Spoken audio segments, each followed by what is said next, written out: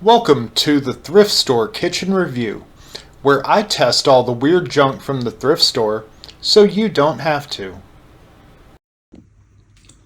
Welcome to today's edition of the Thrift Store Kitchen Review. Today we're going to be doing something that never turns out well: offending Italians. How are we going to do that? We're going to be cooking with the microwave pasta boat, which I purchased at the Must Marketplace thrift store in Roswell, Georgia for $5.99. So let's get to unboxing the microwave pasta boat.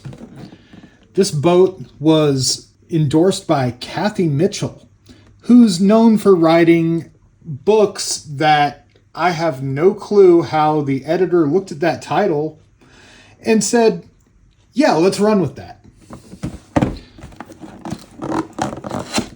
So pulling out the tab. Oh, this thing's new in box.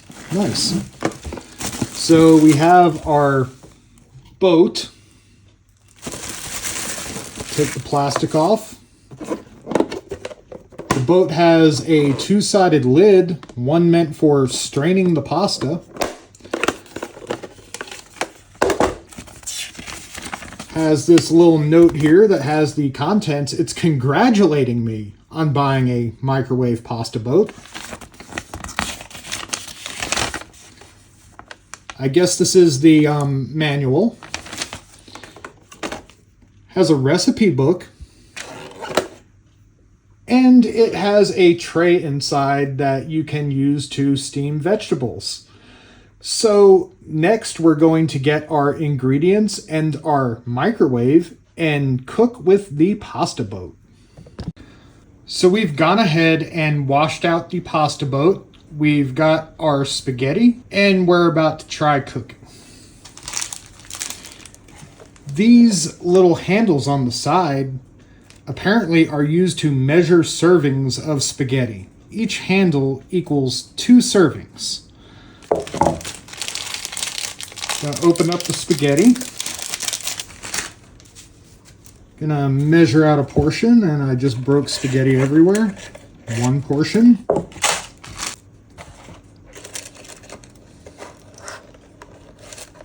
I'm just gonna assume that's 2.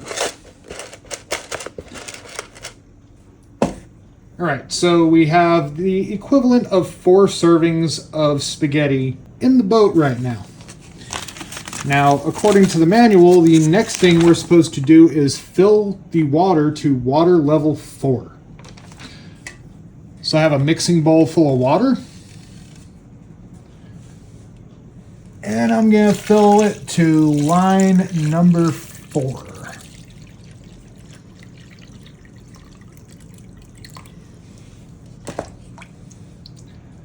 Now I'm going to put the bowl or the boat in the microwave. The lid is not supposed to be used in the microwave. That's only used afterwards.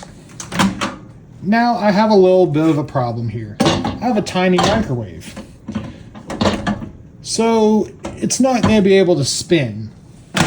But I really don't care because I don't want a large microwave.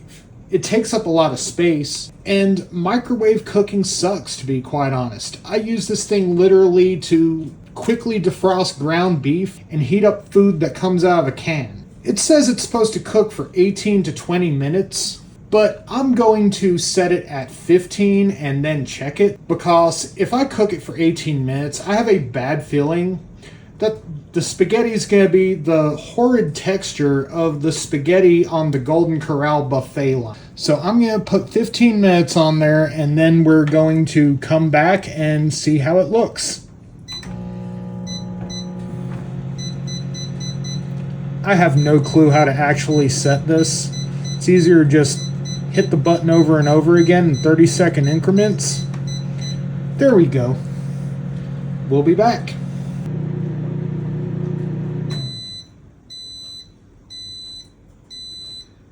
So it's been 15 minutes since we put the pasta boat in. I'm going to take it out. It says to use the handles. Can only get one. And let's see if this is acceptable pasta or if it's been a Titanic failure. That definitely looks done. I am glad I did not leave it in there the full 18 minutes.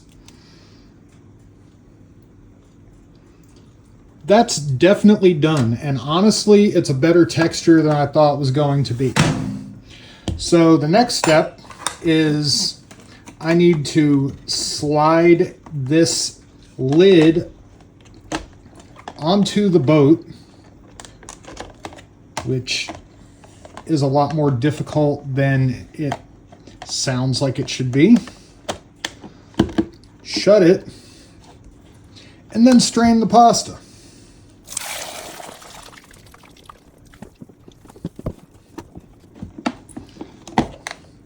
Then you have to open it to slide it back off. Take another bite of that just to make sure. Honestly, for coming out of a microwave, that pasta is decently acceptable. Taking 3 minutes off the cook time was the right call.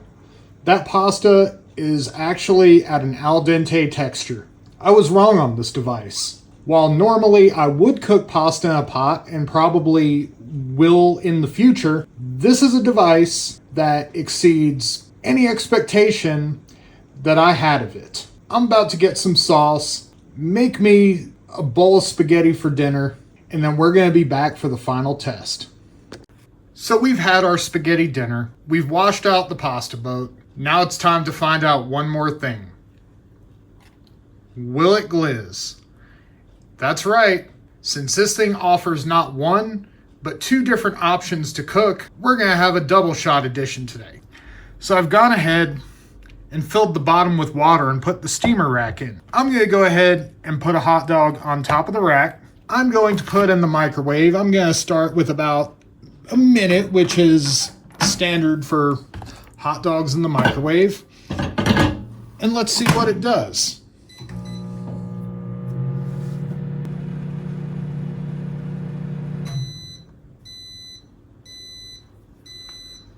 All right, so our minute's up. Let's pull the boat out. That hot dog is still cold. Might be due to the fact that it's sitting in this boat, so we're gonna throw it in for a bit longer and see what happens.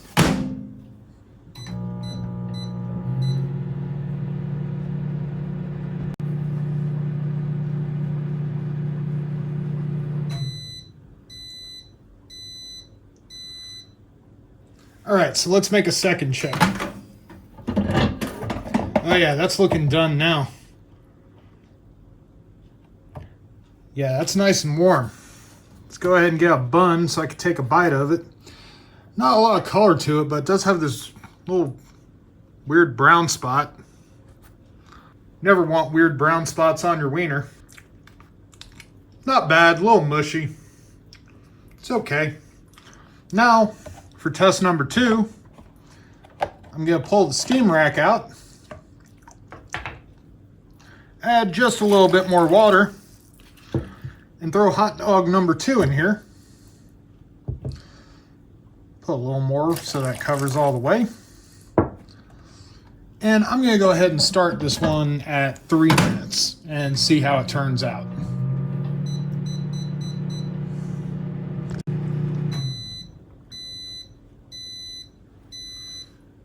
Okay, so we've run test number 2 for 3 minutes in the microwave. Let's check it.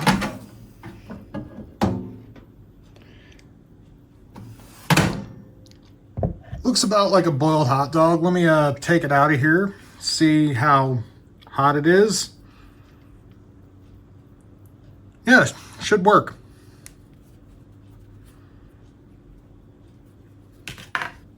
Yeah, it tastes just about like any other boiled hot dog would. Honestly, boiling's about the worst way to cook a hot dog. Cooking it on direct heat is much better, but I'll take it. And guess what? It's still better than the hot dog toaster. Thanks again for joining us here at the Thrift Store Kitchen Review. We hope you enjoyed our video. Be sure to like, subscribe, hit the bell for notifications about our future content, and check our description for our Facebook page if you'd like to join us there. Thank you again. Be sure to get out there and support your local thrift store, and have a nice day.